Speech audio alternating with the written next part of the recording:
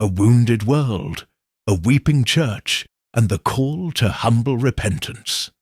A. W. Pink's message in April 1933. It is April 1933, deep within the belly of the Great Depression. The air is thick with dust and despair. In cities and rural towns alike, soup kitchens feed the destitute, while jobless men roam in search of labor. In America, Franklin D. Roosevelt has just been inaugurated, inheriting an economy in ruin and a people groping for hope. Europe stands tense, with Hitler newly appointed as Chancellor of Germany, and the embers of the last war still glowing beneath the surface of international affairs. But perhaps more devastating than economic collapse was the collapse of faith among many professing Christians. In homes that once bustled with warmth and faith, anxiety had taken root. Prosperity theology had been growing like ivy in the years of surplus. Spirituality fused with comfort, church buildings rising like monuments to an age of ease. But now, in the piercing silence of hunger and unemployment, the hollowness of much of that faith had been exposed. Into this dark moment spoke Arthur W. Pink, unflinching, prophetic, piercing. In his April 1933 issue of Studies in the Scriptures, he penned a message rooted in Psalm 37:19. They shall not be ashamed in the evil time, and in the days of famine they shall be satisfied. But Pink is quick to qualify. This promise, he warns, is not for every Christian in name. It is reserved for the upright, those whose walk matches their profession, whose hearts are truly set on God. He contrasts these with the divided-hearted, the worldly-minded, and the backslidden saints who once lived in luxury, indulging in excess and fashion, but are now drowning in regret, wondering why their prayers go unanswered. Pink's diagnosis is both stern and loving. He calls not for a national day of prayer led by politicians, but for a revival born in personal repentance among God's people. Until the church humbles itself, genuinely, tearfully, practically, there will be no healing in the land. The famine, Pink implies, is not just material. It is spiritual famine, brought on not by economic systems, but by the pride, carnality, and extravagance of those who once called themselves spiritual. He challenges his readers. Did you seek thee, Lord, when you bought that new car or costly household item? Did you pray about the refrigerator or fashion statement? Were your financial decisions marked by God's glory, or by social mimicry and self-indulgence? And if not, have you confessed those choices as sin, not merely as mistakes, but as evidence of a fleshly spirit that ignored the Lord? But the essay is not merely rebuke. It is hope dressed in sackcloth. Pink brings forth the medicine.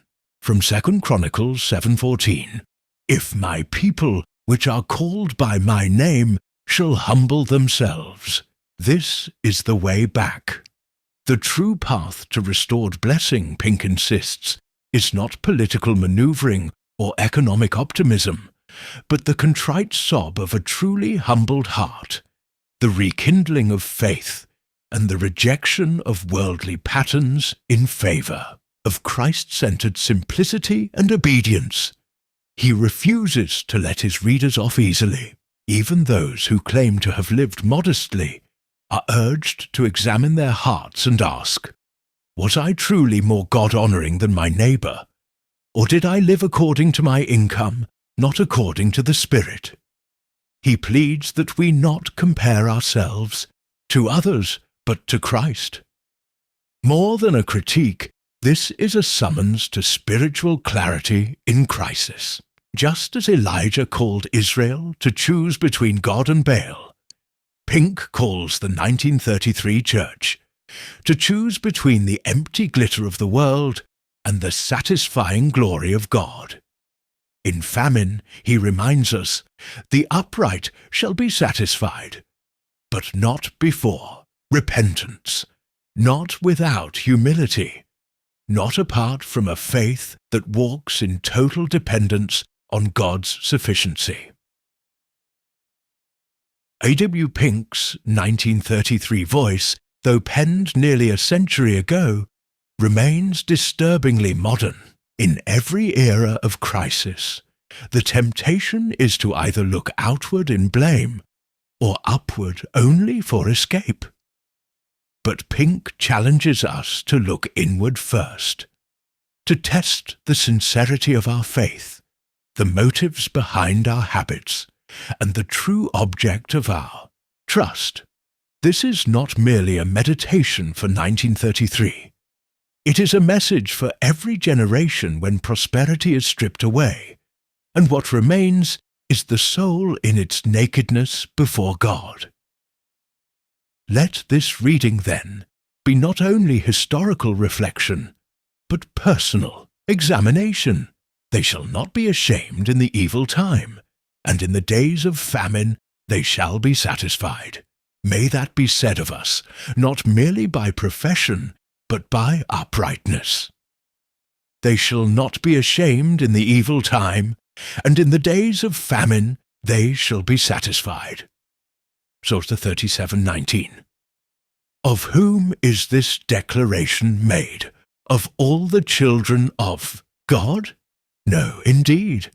Only of those who are truly upright, Beatles 18, in their hearts and ways. If the reader will look up and carefully weigh Job chapter 1 per 1, Psalm 37:37, Proverbs 14:11, 15:8, 29:27, it should at once be seen that the upright are they who walk with God, are in subjection to God, and live only to the glory of God. The upright are contrasted from those whose hearts are divided. Hosea 10:2. Half in heaven and half in the world, half occupied with God, half wrapped in self, and with real Christians who are in a backslidden state.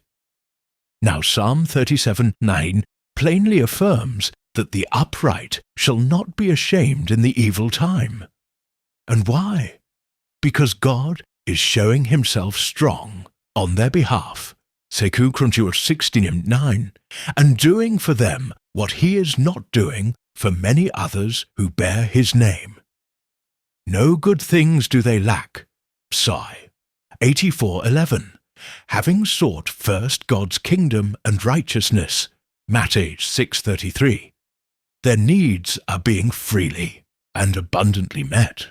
An evil time has now come upon this perishing world, and we are acquainted with quite a number who are not ashamed, and who can joyfully exclaim, "The Lord is my helper."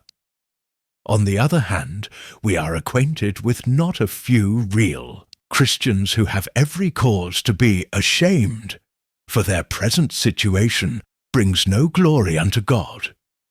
In an evil time like this, the lines ought to be so clearly drawn that even the world can discern between him that serveth God and him that serveth him not. Malton 3:18. The young lions do lack and suffer hunger, but they that seek the Lord shall not want any good thing. Sishan 34:10. Now, let us ask our readers some plain questions. A few years back, when times were good and money was plentiful, were you seeking the Lord when you bought a car for the pleasure of your family? Had you his glory in view when you purchased an electric sweeper, electric washer, electric refrigerator? You wish now that you had in cash the money you then put into such extravagances. Yes, so does the worldling.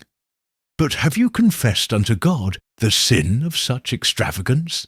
And what of the silk stockings, the changeable suits of apparel, Is 3:22, and the many other luxuries which the worldlings were squandering their money upon. What, too, of being conformed unto the world in its wicked fashions, the bobbed hair, the short skirts, the sleeveless waists? Be not deceived, God is not mocked.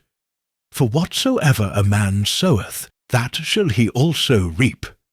Gale 6:7. Having sown to the flesh, why think it strange if you are now reaping corruption? Perhaps some answer, but I was liberal in giving, to the Lord's cause in those days. Are you sure it was the Lord's cause? Was the aiding in the erection of a costly church house, which still has a heavy debt upon it, the Lord's cause? Is there no remedy? Yes, thank God, there is. If my people, which are called by my name, shall humble themselves and pray, and seek my face, and turn from their wicked ways, then will I hear from heaven, and will forgive their sins, and will heal their land. 2 Chronicles 7:14. Notice carefully what is said in the first clause. It is not if the people, but if my people shall humble themselves.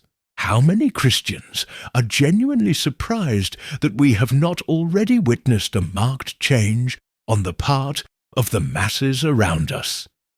But they need not be surprised.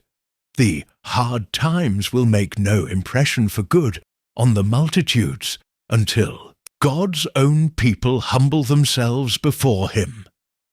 There is no need for the King of Great Britain or the President of the USA to appoint a day for 33 national humiliation, fasting and prayer, until Christians first get right with God. What is meant by God's people humbling themselves? This: getting down on their knees before God and owning with shamefacedness the fleshly and worldly manner in which they lived during the years of plenty, truly repenting for and sorrowfully confessing their covetousness, their carnality, their wastefulness.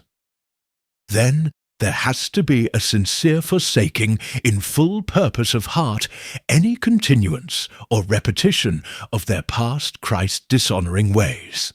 Coupled with this must be the exercise of faith, that a merciful God will hear the penitent sobbings of a contrite heart, that he will graciously forgive, that he will blot out even the effects of their sins, and now heal their land, their present case and circumstances. Not only must the 4 conditions of 2 Chronicles 7:14 be met, but the 3 closing promises of it must be trustfully appropriated and earnestly and persistently pleaded before God. Reader, let not the devil put you off by saying that you were not guilty of such extravagance as were many of your neighbours. For most, probably you were proportionately, and according to your station in life, no more self-denying or thrifty than they. May the Lord search each of our hearts, quicken our memories, and convict our consciences, AWP.